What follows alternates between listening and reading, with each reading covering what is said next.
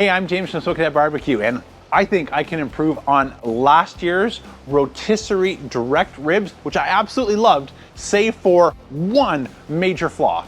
And that flaw, of course, was only being able to fit a single rack of ribs. Now, I absolutely love live fire cooking. Everything except for trying a JoeTisserie brisket has been better when we can get to cooking directly over the coals. It just imparts a flavor you can't get when we add all the baffles, slow rollers, deflector plates, you name it. Anything between the fire and our food is robbing us of flavor.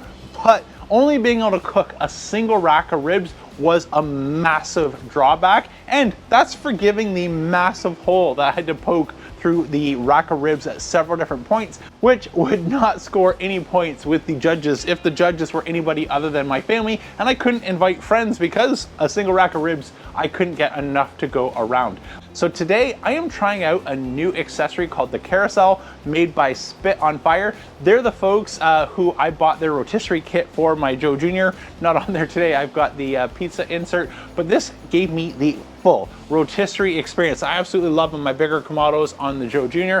And I can't wait to find out if this Carousel accessory turns out ribs that are just as good, but is maybe a little bit more than a one-trick pony if you were to go for that rib hanging rack and the divide and conquer set. While it's more capable from a quantity of ribs, there's really not a whole lot else that we'd be able to do with that exact setup. Whereas something like this with the trays opens up sausages, vegetables, a whole bunch of other ideas that come to mind that we might want to take advantage of rotisserie cooking. So that's what we're in store for today. Let me take you back a little bit earlier this morning. We got our ribs ready, and I can show you the measurements as to what led me to pick the Carousel versus going with something like one of my other two baskets and maybe trying to string the ribs together around the outside. So I look just a little bit low. This might be enough, but I don't want to run out and have pork all over the hand. So I'm going to make up just a little bit more of our family's favorite salt, pepper, garlic rub, which has inspired some of the best things by Franklin's, the Black's rub, as well as the Goldie's rub. I post this for free on my website at smokingdadbarbecue.com, which has the exact ratios to make a fresh batch. I don't need to make the entire batch. I'm going to go for half of the recipe today. So for example, the recipe would call for 3 capfuls from my pepper cannon, each capful being 2 tablespoons. And so I'm gonna go for half, 3 tablespoons, and do the exact same thing for all the other ingredients. I'll take you fast forward while we get a little bit of fresh cracked pepper, so almost there. You'll notice I have 2 rub recipes on the website. One I call this one the Ultimate SPG Rub, which normally is amazing on things like a brisket or a pork shoulder, but I would typically steer away from it on ribs, as if I did the overnight dry brine, this can be too salty overnight, and instead I would use my wing dust recipe. But this is fine when we are going to be applying to the ribs for a same day cook, which is why I'm going for this particular variation. The difference really comes down to the salt content. So applying this an hour before we start cooking, we want lots of salt since we're not going to get the benefit of the overnight dry brine. But if we did have the time and did this in advance, this could be a little bit too overpowering on a thin cut of something like these Babyback ribs. If you can't find Lowry's, by the way, I have a copycat recipe. You can make your own at home. Going for onion, normally that would be a full cap, so half cap. Same thing with garlic. For half recipe, it'll be a half cap of red pepper flakes and a half cap of the heavy, coarse, granulated garlic. Costco sells most of these ingredients if you're looking for a place to find them.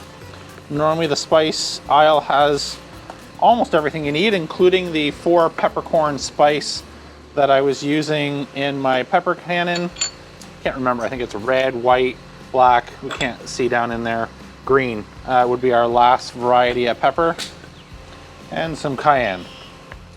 Give this a good shake to mix together all our layers. Looks good, now we got plenty. Let's get our ribs ready. So my first plan was using something like the Napoleon basket, or this version here, which is made by the Spit on Fire, which is the same size. But placing our ribs, looking here, I don't think I'm gonna be able to fit 3 across, as I'm only going to be able to get 2. And the idea was to wrap that around this basket and then use some fire wire, which is skewers meant for shrimp or things like that, in order to tie those tight and keep them from spinning so they would rotate around on the basket. But that can only fit 2, and I want to try and get 3 racks. So the next plan I had before checking the measurements here is to use something like the Kamado Joe basket, but as you can see, the basket itself is no wider than the Napoleon basket or the Spit on Fire. It's actually a little bit narrower, and it comes in about the same size dimension. So if we were to go right there, so even if I was to skip the basket and try and place ribs along, I'm going to get 2 to 2.5. If I overlap them a little bit, I might be able to get 3 without the basket, and again, try and tie them around, but you can see there's very little extra length to work with, and so I'm concerned about the bend and things moving. So the plan that I did come up with is to use this Carousel accessory by the Spit on Fire. And the only downside of this is, as this is made for large eggs, large Kamados, and not a bigger size, or I couldn't find a bigger size for something like my Big Joe, is if I look at these bottom rack of ribs and I place it here, you can see we're about 1 bone too long in terms of being able to fit these baby back ribs. So I'm going to have to trim a single bone off of each rack of ribs that I open in order to get them to fit on the Carousel. But once that's in place, we'll be able to insert our rotisserie fork and get some exposure to our fire in a nice consistent manner on the Carousel. So take it fast forward while I get our ribs out, season them up with our rub, do our trim work so they'll fit on the Carousel, and then we're ready to fire up the Joe. All right, our Carousel's ready. Let's go fire up our Big Joe. I'm gonna start by placing a handful of cherry wood chunks towards the back, since this is where we're gonna cover them up with our Fogo charcoal. Cover that up, and for our cook today, we're gonna be banking all of our coals to the back, so the rotisserie has a bit of a 2-zone area, a direct zone and an indirect zone. It's good. Grab our Grill Blazer grill gun, fire that up. Start a fire down towards the bottom and work its way back. Depending on what method you use, there's no right way or better way. This is just a faster way. Depending on what method you use to light your coals, we wanna wait until we're nice and white and ashed over before we start to cook. But with my Grill Blazer grill gun, we've achieved that in 2 minutes. So let's grab the JoeTisserie, drop that in. Our Carousel, turn it on, and we can close our dome and slow down that fire. So the game plan now that we've got our ribs on is to keep an eye on these for our bark as well as our temperature. My normal go-to would be something like my double indirect setup, which will knock ribs out in about 3 hours on the dot. We would do a couple hours of smoke and then the last hour in the boat to get smoke on them all the way, and then anything beyond the 3 hour mark is just waiting for our sauce to tack up. Anytime we're cooking direct, our temperature and our cook times can vary a little bit. So I'm gonna try and lock this in between 270 to 300 degrees, which is exactly where I would go with my double indirect setup. And I'll just keep an eye on the ribs and check with my Chef's Temp X10 as we go along for our temperature as well as our bark. I also have a bottle of half apple cider vinegar and water for spray if I start to see any areas that are drying out. And if I stop smelling what I'm getting right now, hopefully you were getting that through smell-o-vision, is the wonderful aroma of our cherry smoke wood. Once that goes away and I start to smell more either fat drippings or just charcoal burning, we might add in an extra couple piece of cherry smoking wood to keep that smoke going for the entire duration of our cook. Otherwise, I'll see you in a couple hours when we're ready for our taste test. For me, the wait till dinner will be excruciating, but thankfully for you, it'll go by just like that. Whew. Smell-o-vision reference coming in strong here. This smells so good. Oh my gosh, I wish I had a way to share this with you. At least the smell. I don't know if it tastes any good, but the smell is any indication. We are in for a treat. Let's slice these up. See how we did. Juicy. Looks like good smoke ring. I think we're ready to dive in and taste. Cheers.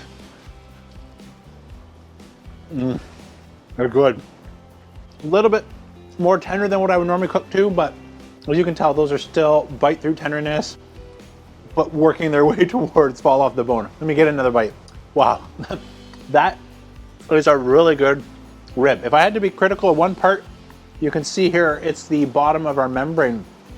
These are far more dark than any other part of our rib. And so on the JoeTisserie in the past, when I had the rib spinning, both the top and the bottom were exposed to the heat. This time, because of the Carousel, just having the bottom exposed to the heat the entire time has given us a little bit more direct heat, particularly as they swing down low and back up past the fire, than I would have expected. Or it's the conductive energy of the stainless steel grates, or the basket that they're sitting in has maybe transferred a little bit more energy in the bottom. We're not eating the membrane, so this doesn't really bother me since I had the natural protection of ribs.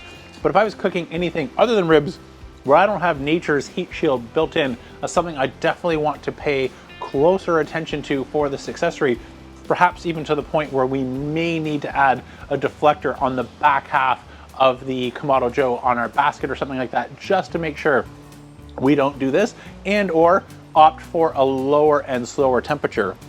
But in terms of the flavor, this is why we get this live fire cooking, the fat that was rendering down into the coals, coming back up and putting an amazing flavor you just don't get any other way than live fire cooking, is absolutely fantastic. And of course, that rub that we made, I share this for free on the website if you haven't checked it out. The ultimate Texas salt, pepper, garlic rub is amazing. And despite me overcooking these a little bit, or them being on their way to overcooked, the flavor is absolutely incredible.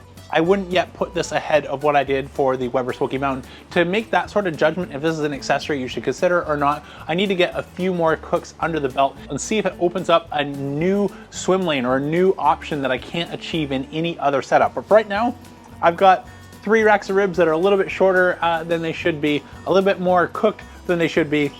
That's on me. But all of the great live fire flavor and experience. And I definitely have more here than the single rack that I was able to fit, but not as much as I was able to achieve on the Weber Smoky Mountain. More to come. Let me know down in the comments if there's something else you think might go great in that basket to help us make up our mind whether or not this is a must-have accessory moving in the future. Let me know down in the comments. I'll be sure to check that out and add it to a future cook.